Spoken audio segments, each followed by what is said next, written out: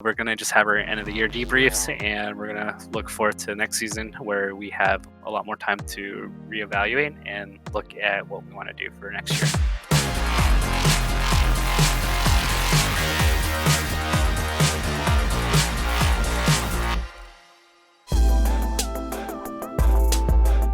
So for this weekend, to the surprise of many, we're starting Fragus and Tuesday in the LCS. Given the last few weeks and us not performing well, we understood that something needed to change. So we did some testing and shuffled the lineup to see what worked for us, and concluded after watching several games that Tuesday and Fragus offered us the most team cohesion overall. Yeah, it's fine, it's fine. I can look here. So they have no idea. They have no idea. They have no idea I'm here for sure. Go. Oh, I'm here. Okay,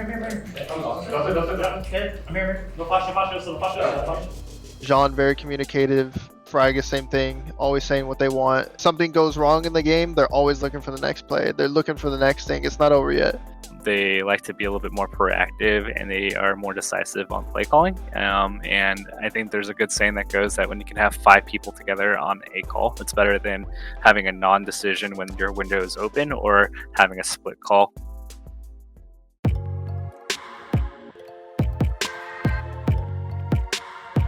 One of them, the biggest thing I wanted to transfer from my academy performance to LCS is aggression that I bring in early game. I think I'm pretty willing to fight, and I'll call it when I see a winning situation. I'll be looking mostly during the early game how I can impact those 2 lanes.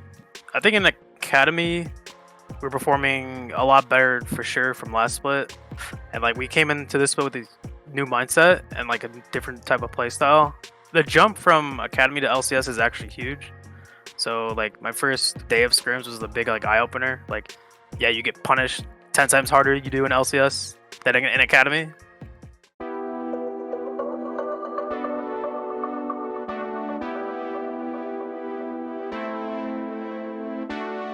Yeah, so I think for this week's game, obviously we're facing some pretty good opponents with Flyquest and C9, who have been at the top of the standings. I mean, they're really, finalists last split.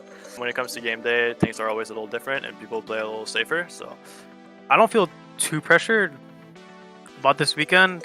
I just wanted to perform my best, try my best. I think the game right now is really snowbally, and if the way we play, if we get a good advantage, I think we could probably just take over the game and probably end really fast.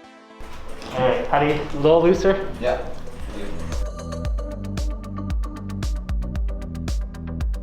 It's CLG versus Flyquest, and we've got banger after banger. This one's a big one as well. Power of Evil started getting a little ahead. He got some nice ganks from Ignar and Santorin, so Tuesday had to burn his flash, and later on they had pretty much a 4-man gank with Ash Arrow to kill Tuesday.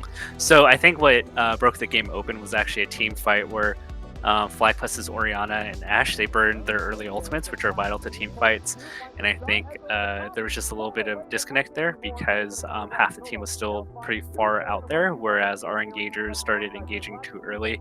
And so as a result, we ended up getting an engage with no damage that we ended up losing. And that was a team fight that was pretty much, really in our favor, considering that the Orianna ult was no longer in play.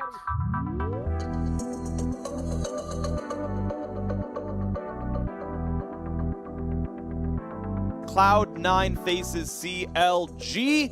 For Cloud9, I think it was just a really hard game to play. They're really great. All their laners are really strong. So I think most of our lanes just fell behind, and it was just really hard to work from there. They played aggressively. They played well. And I don't think we were really able to get a good footing in that match, and they just rolled us over. So that was really just unfortunate to see. Lack of better words, we were just outclassed.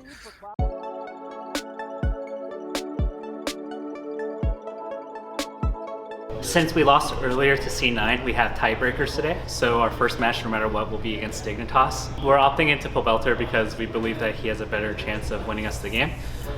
Given the picks and bans and what teams are banning out against us, we felt more comfortable with Pobelter's champ pool and leadership. I was just saying I'm really nervous for the game right now. We have to win to make playoffs. Otherwise, we're out. and it breaks my heart.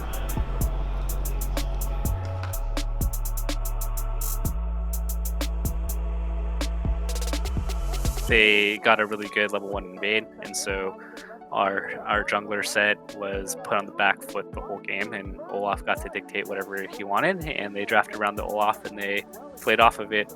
They had a lot of globals, and so every time we tried to make a play, we ended up getting shut down, whether it was Soraka's healing, a TP, or a Shen ult. Just really stopped us in our momentum. And we made a couple good plays. You know, we had a couple good team fights, one at Baron, which made it look like we could potentially come back. But unfortunately, we botched the Elder Dragon fight, so that ended our season.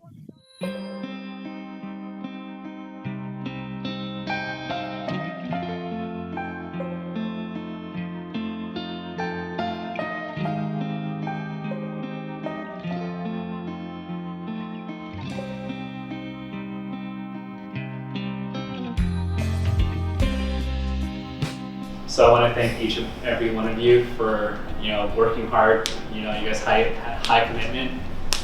Unfortunately, the results weren't there. This is probably going to be like the last time we're here together as a group. There's more than likely going to be a lot of changes. So just cherish this moment that you've had with this team. I don't know. Yeah, I still felt really good showing up every day to practice. So yeah, thanks for making it fun at least, guys. Sucks we couldn't win, but yeah. CLG on 3! 1, 2, 3, CLG! That's my spacing. Okay, that was kind of cringe. My space. Sometimes you need a little. Cringe is good.